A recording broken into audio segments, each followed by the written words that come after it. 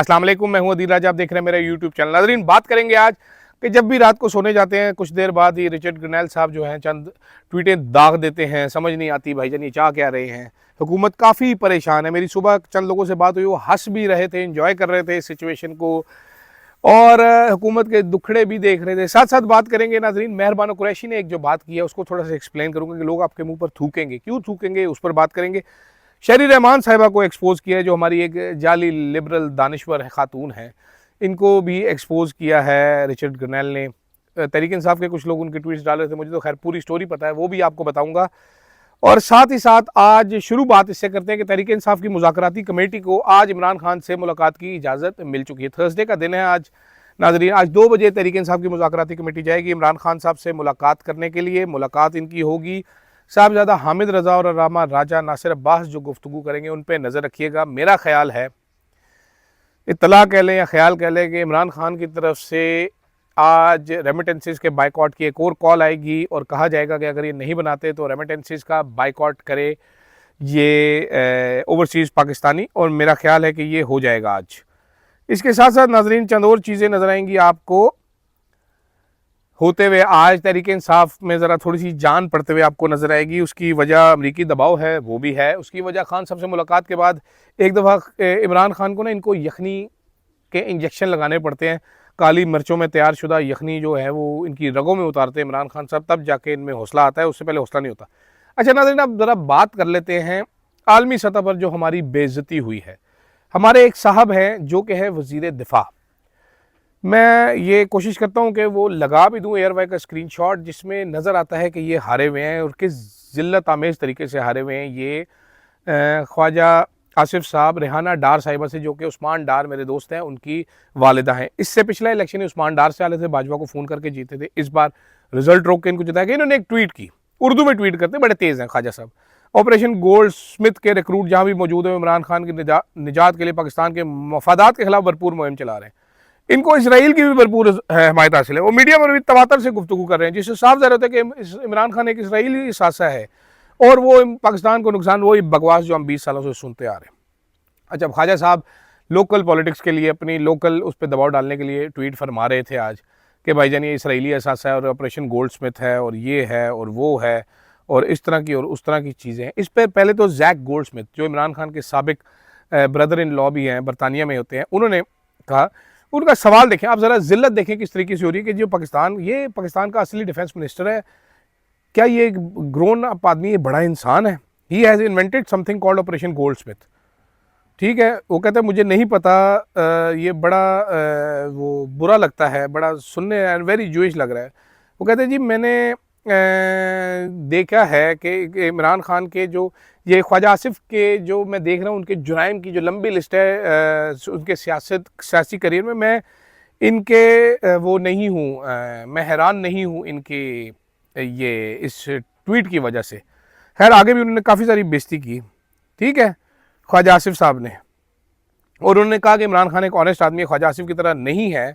ठीक है, उन्होंने मुझे कभी भी नहीं कहा कि मेरे लिए कोई ऑपरेशन चलाएं, कुछ चलाएं, और साथ उन्होंने ये भी कहा कि मैं इजरायली नहीं और ना मैं किसी तरीके से इजराइल गया हूँ, आज तक मैं कभी भी इजराइल भी नहीं गया। ये तो उसने जैक गोल्डस्मिथ साहब ने की। अच्छा, उसके बाद अब इनको समझ नहीं आती ना कि ट्विटर ट्रांसलेट कर देता है ट्वीट्स। उसके बाद आए जी रिचर्ड ग्रैनेल साहब, उन्होंने रात को ट्वीट की। उन्होंने कहा जी पाकिस्तान की एम्बेसी जो अमेरिका में है उनको बड़ी एक्सप्लेनेशन, जो सफ़ीर है रिजवान शेख, उनको बड़ी सफाई देने की ज़रूरत है, उनसे पूछा जाना चाहिए। एक वो वकील साहब को यहाँ पागल से वो शेर लिख रहे थे कि जी मर जाना चाहिए, वो उन्होंने डेथ थ्रेट परसीव किया। उन्होंने कहा जो थ्रेट से ये पागलपन की गुफ्तगू जो है regarding operation gold Smith from minister of defence is reckless. उन्होंने कहा ये पागलपन वाली गुफ्तगू जो है, स्टूपिड गुफ्तगू, ये कितनी नुकसानदेह, खैर वो नज़र आ रही है। साथ साथ उन्होंने ये भी लिखा है जो ख़तरनाक चीज़ है, जैसे कैसे ख्वाजा आसिफ ने पाकिस्तान की नेशनल सिक्योरिटी को अब जेपरडाइज करना शुरू कर दिया अपने पावर के लिए। उन्होंने लिखा है there should be a review of what the US tax payer provides in aid, Pakistan in aid. साथ उन्होंने यूएस एड और IMF को भी टैग किया। मतलब कि ये ताकत से चिमड़े रहने के लिए इस हद तक मेंटल हो चुके हैं, इस हद तक पागल हो चुके हैं कि अब ये पाकिस्तान की नेशनल सिक्योरिटी को ख़तरे में डाल रहे हैं। अब ये इस किस्म की बकवास गुफ्तगू कर रहे हैं, लफ गुफ्तगू कर रहे हैं कि बाकी दुनिया हंस रही है हम पर, वो देख रही है, वो कह रही है यार ये किस किस्म के पागल लोग हमने भर्ती किए हैं। दूसरी वो बीबी आ गई शेरी रहमान साहिबा। शेरी रहमान साहिबा ने भी इसी किस्म की बकवासियात की कि रिचर्ड गरनैल को पैसे दिए गए हैं, लॉबी की गई है, इसलिए उर्दू टीवी चैनल पे आप ठीक है ऐसे बड़बड़ कर लेते हैं। आप तो सफ़ीर भी रही हैं खैर अमेरिका में शेरी रहमान साहब, आपको बेहतर आदाब पता होने चाहिए थे। मसला ये है कि अब हर चीज़ पीटीआई के लोग उठा के उसको इंग्लिश में ट्रांसलेट करके टैग करते हैं रिचर्ड ग्रेनेल को। उन्होंने रिचर्ड ग्रेनेल को टैग किया। रिचर्ड ग्रेनेल साहब ने इस पर भी ट्वीट किया। उसने कहा व्हाट अ वेस्ट। एक साहब ने टैग किया कि रिचर्ड जो है वो NED से $500,000 उसने लिए थे अपने जिना इंस्टीट्यूट इन्होंने बनाया हुआ शेरी रहमान साहिबा ने, और वो बातें कर रही हैं कि जी कैसे ये रिचर्ड ग्रेनेल को पैसे दिए गए। इस पर रिचर्ड ग्रेनेल ने कहा what a waste of US tax payer money, Sherry has been export. नाजरीन ये जिना इंस्टीट्यूट शेरी रहमान साहिबा ने बनाया people to people contact America के साथ। उस वक्त पीपल्स पार्टी की ही हुकूमत थी। कुछ करोड़ रुपए यूसुफ गिलानी ने इनको दान किए उस टाइम पे, डोनेशन दी, जिसके बाद ये चलना शुरू हुआ इंस्टीट्यूट। फिर फंडिंग की खातिर इन्होंने पीपल टू पीपल कॉन्टैक्ट था, वो कहानी तो ख़त्म हो गई। इन्होंने अपनी फंडिंग की खातिर पूरा पैंतरा बदला और एक और कहानी पे चलना शुरू हो गई, जिसके बाद इन्होंने कहा जी मुझे थ्रेट्स हैं, ये है वो है। अमेरिका में सफ़ीर भी ये लग गई। वो अलहदा कहानी है कि ये अमेरिकी USAID के पैसे लेती रहीं, NED से फंडिंग उठाती रहीं। जब अमेरिका में ये गई तो खबर गुमन साहब ने स्टोरी की थी, अनअकाउंटेड फॉर बड़ा पैसा था शेरी रहमान साहिबा जब सफ़ीर थी, वो गायब हो गया था। बाद में दोबारा किसी को नज़र नहीं आया, वो पैसा मिला नहीं। बड़े सीरियस इन पे इल्ज़ामात थे। ये हमारी दानिश्वर हैं, ये बड़ी समझी पढ़ी लिखी बातें करती हैं। ये वो हमारी दानिश्वर है जो कि लिबरल है, इंसानी हकूक़ की बातें करती हैं, लेकिन कहती हैं कि मिलिट्री ट्रायल बिल्कुल ठीक हो रहे हैं। ये लुडियाँ डालते हैं उसके ऊपर। जब पाकिस्तान का आइन तोड़ा गया नाजरीन, जब इलेक्शन 3 माह के अंदर अंदर करवाना था, तो सुप्रीम कोर्ट के बाहर खड़े होकर भाषण देती थी कि इलेक्शन नहीं हो सकता। इन्होंने आइन तोड़े, सारे सहूलतकार है। अब भी इस वक्त इतनी पाकिस्तान को जिल्लत उठानी पड़ रही है इंटरनेशनल सतह पे। मतलब आप ये सोचिए, ट्रंप कैबिनेट का एक मेंबर है, वो क्या सोच रहा होगा हमारे डिफेंस मिनिस्टर के बारे में। हमें तो मालूम है कि वो जोकर है, लेकिन आपने दुनिया को जरूर बताना कि आपने जोकर है।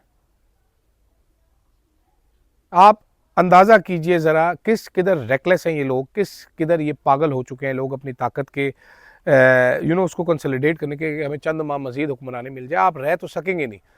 ये होता है जब अवाम आपके साथ नहीं होती। ये सिर्फ PTI नहीं है, सारी अवाम है।